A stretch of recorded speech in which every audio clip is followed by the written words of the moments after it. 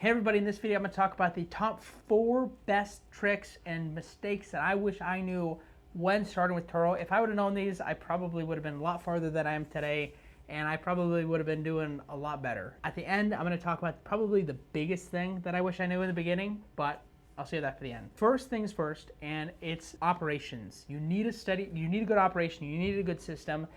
And I think that goes into a couple things. First, it's figuring out what's the best process for every single thing. So what's the best process for claims? What's the best process for like delivering to a guest? What's the best process for picking up from a guest? What's the best process for communication? And once you have those ideas, it's actually writing them down, not just knowing them in your brain, because as you scale, you're gonna hire people. When you hire people, they need to be trained. And when they're gonna be trained, you can't just go off the dome. You need to be training them on a manual. They need to be seeing something. I think this starts probably like when you get started. Everything that you do should have some sort of system. So I'll give you an example, okay? I have a car rental business, right? Let's just say I'm getting started. I have 5 cars, so you're new. And I wanna go out of town. And I want my buddy to, watch my car fleet for me. He's never done anything like this. He's never ran a car rental business. He's never communicated with guests before. He doesn't know what to do if a guest gets a flat tire. So what I'm gonna do is, since I've been in the business for a little bit, maybe a couple months or something, I have all my systems written down. So I can say, hey Joe, do you mind watching my fleet? I'll pay you, whatever it is, $100, a couple $100 for you to do this for me. Here's your manual, here's everything you need. I'm gonna walk through everything with you just so you can understand it. But then after that, you can refer back to this for anything you need. That way, when I'm on my vacation, wherever I'm at, I can be hands off. I'll still take calls, I'll still help out if there's need be, but that way you can have somebody follow this operation. And this goes all the way to, for us, like we have 250 cars at this facility. We have about 12, 13 people working with us or for us, and some are overseas, some are in person. And so we need them to follow a very specific regimen. We'll have turnovers, we'll have new people come in, and without having a system written down, it's very, very, very hard to train because there's nothing to go off of. An example, if you weren't to have something written down, they would have to learn from you, so you'd have to teach them, and they'd have to write it down and then go based on their little writings to operate. So very, very important to write down. It's called an SOP, Standard Operating Procedure. Super important. Number 2, this one is huge the bigger you grow. Like for us, it is a ginormous thing for us, and it's claims and insurance. First is making sure you have the proper insurance. Most people will just get any dilly-dally insurance. They'll typically do personal insurance on their rental fleet, which is really, really bad. The reason we have commercial, and you should as well if you're gonna rent it out, is if a car's on a Turo trip, for some reason they don't cover it. And it's pretty rare, but it still happens. And you have a personal policy, they're not gonna cover it either. If the individual doesn't have insurance, your company's not gonna cover it, because they're gonna find out that is rental, and they're gonna not only not cover it, they're also gonna kick you off the policy. They're gonna say, you know what, we're not even gonna give you insurance anymore, you're done. So by having the right insurance, not only if Turo doesn't work with you, you can go to them, but it's something to where you could potentially not only rent out on Turo, but even rent privately. So super important. The next part about insurance and claims is the claims process. So making sure you have the right places to get supplements from, making sure you have the right time frames. Like if we get an insurance claim, it's put in our system and documented and submitted within 24 hours. If you're smaller, you can do it faster. If you're bigger, you just need to have a tight window, which 24 hours is very reasonable. And then you need to be able to get them done in a timely manner, because if they time out, meaning if you have like, I think you have 72 hours to submit damage. Well, technically you have longer, but once you submit it, you have 30 days to work it out with guests, and I think once it started with Turo, you have a little longer, but there's windows, and if you miss it, you could be missing a lot of money. So then when you're going through the process, you need to make sure that you have the right shops for supplements, you have the right shops to fix it right. I mean, last thing you want to do is have, like for example, we had a Hellcat get damaged, and if they didn't fix it right, then it's going to cause more issues. But since they fixed it right, there's not any more issues. So you just want to make sure you have the people fixing the right thing and properly. And I would suggest, if insurance is going to pay for it, take it to the dealership, let them figure it out. The next biggest thing that I've learned to do is, and it comes with scale, it never happens right away, but be hands-off in the tasks that are unimportant in a sense. So communication with guests being one, cleaning cars for another.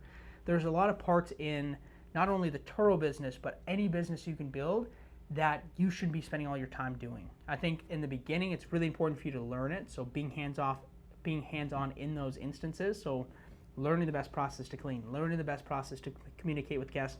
But once you've learned those things, being able to step away. We started to step away when we were at about 30 cars, and it was game changing. You give up a little bit of your net profit, but it opens your time up and it gives you the ability to scale.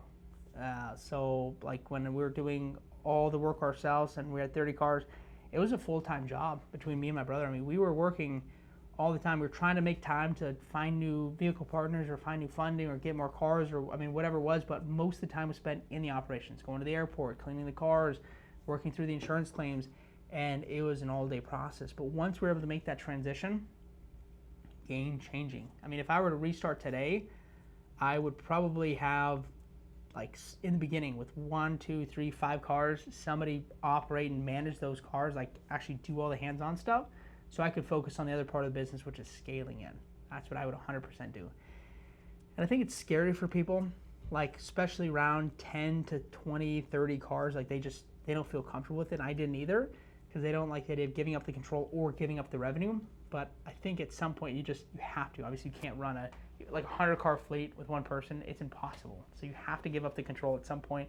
And I think the sooner you do it to understand the process, the better. I mean, then again, you don't want to do it too soon and go net negative, like it's costing you money to operate the business, but you need to do it soon enough to where your time's freed up and you can scale the business instead of spending your time in the business. They call it in the business, which is you working on it, versus on the business, so you being able to scale it. The last lesson, the fourth one, this is probably, in my opinion, the most important.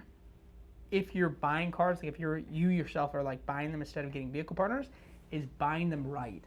And I can't tell you, I've done consultation calls and I've talked to a lot of people. I can't tell you how many people buy cars wrong. I think probably 99 out of 100 people that I've talked to buy their cars wrong. They spend too much money, their interest rate's too high, they're like cash flow negative every month. They get these crazy loans, they buy these cars, the cars their dreams, and it's just, they're like losing so much equity in the car because it's depreciating faster than they're paying them down. I mean, so many mistakes. And if I were to give you the top lessons in buying the car right, it would be buy it at a good deal. So don't overpay just because you're getting some sort of break anywhere. Buy it at a good, all the best deals are in the buy. Second, make sure it's not a mechanical nightmare. So make sure it's something that can be fixed up. It's not super expensive. Maintenance isn't gonna be a headache. Make sure that it doesn't depreciate fast. I'll give you one example quick. I know a guy, he bought 4 cars. In those 4 cars, he bought them at dealerships. If I would have helped him buy them at auctions or private party, I would have saved him just in those 4 cars about $80,000. $80,000 in equity in the cars. That's how much he could have saved by me helping him buy them. So that's one thing. And then depreciation. When I was working with him, he probably was, well, he's underwater the 80,000 course, and then he's underwater probably another like 20%, if not more, because all the cars that he had were Cadillac Escalades and they're big SUVs like that, so they're depreciating super heavily, and they were mechanical nightmares, and you probably sell them at the end. So I mean, that's the last lesson. Make sure they're easy to sell, but that one deal hit almost all of the wrong points. Bought it way too high, mechanical nightmare, and he bought cars that depreciated really, really heavily. Point being, in this business, I think you just need to be cautious. You need to take the right steps, and it's really easy to mess up. I think people are dropping out of the business on every point in the business just because they're messing up. But if you can learn quickly from the mistakes instead of continuously making the wrong mistakes, you can probably do pretty well. So thank you for watching. I appreciate everybody's support, and I'll see you in the next one.